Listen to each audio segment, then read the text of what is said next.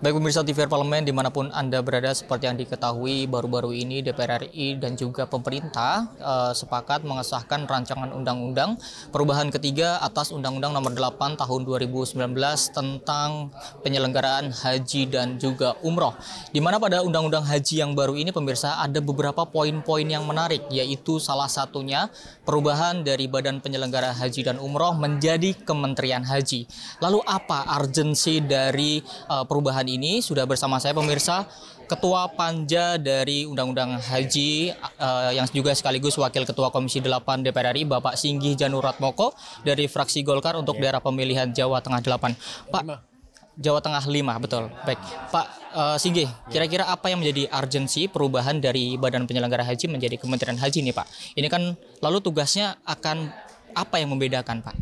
Jadi memang kemarin sebelumnya kan untuk haji itu kan di Kemenak, terutama di Dirjen PHU. Nah, kemarin kita mengadakan perubahan ketiga atas Undang-Undang Nomor 8 Tahun 2019. Salah satu yang paling urgent adalah ada perubahan kelembagaan. Jadi kelembagaan yang nanti untuk umroh dan haji dilaksanakan oleh Kementerian Haji.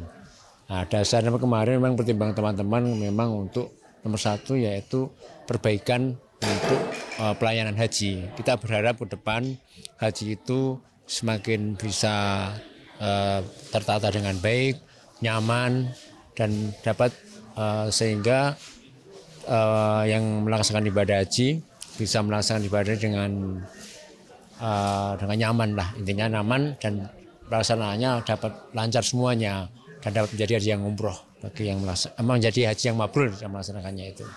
Pak, sebenarnya apa yang menjadi perbedaan Pak? Misalkan penyelenggaraan haji dilakukan oleh sekelas badan dan juga kementerian, mungkin itu yang menjadi pertanyaan masyarakat. Ya, kalau sekelas badan itu nanti tidak bisa sampai ke bawah. Jadi kalau kementerian kan nanti bisa sampai ke kabupaten.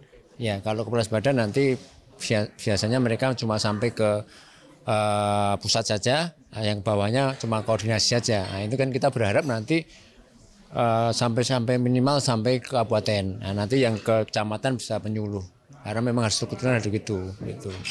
Nanti itu mudah nanti kan juga dalam pelaksanaan. Karena dalam pelaksanaan pendaftaran terus mencari jemaah haji kan tersebar seluruh Indonesia. Nah, dari pendaftaran sampai nanti persiapan berangkat itu kan memerlukan SDM yang banyak juga sampai ke bawah. Baik, Pak, kalau misalkan kita berbicara tadi Bapak biar bisa sampai ke daerah, otomatis kan harus ada kanwil ini Pak. Nah, sedangkan penyelenggaraan ibadah haji kan penyelenggaraan ibadah haji tahunan seperti itu Pak. Nah, ini kan di bulan Mei tahun 2026 itu sudah ada penyelenggaraan ibadah haji lagi. Apakah memungkinkan untuk Kementerian Haji ini membangun kanwil-kanwil? Jadi kemarin kita di dalam undang-undang sudah dianukan untuk aset dan SDM itu shifting dari kemarin dari Kemenak yang melaksanakan ibadah haji tinggal pindah ke Kementerian Haji nanti, termasuk asetnya juga.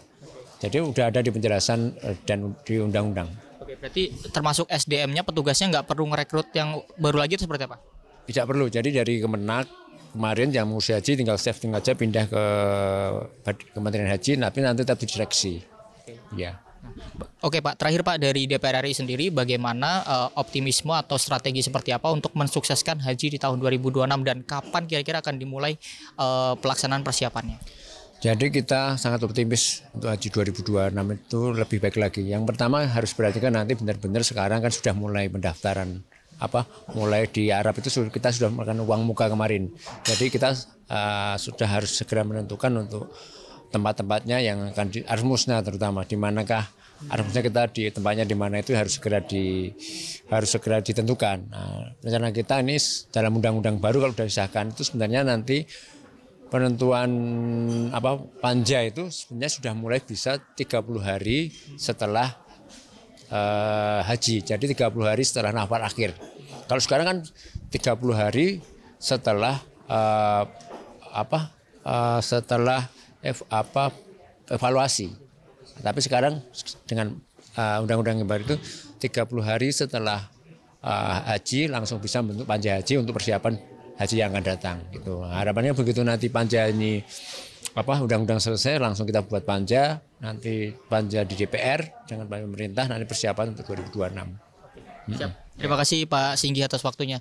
Dan pemirsa TVR Parlemen, itulah wawancara saya dengan Wakil Ketua Komisi 8 DPR RI Bapak Singgih Januratmoko, di mana tadi Bapak Singgi menekankan bahwa urgensi dibentuknya Kementerian Haji ini supaya bisa dalam tugas penyelenggaraan haji ini bisa menyentuh hingga ke daerah. Dan juga tadi DPR RI khususnya Komisi 8 ini optimis bahwa penyelenggaraan haji di tahun 2026 akan berjalan lebih baik daripada tahun 2025 ataupun haji-haji sebelumnya.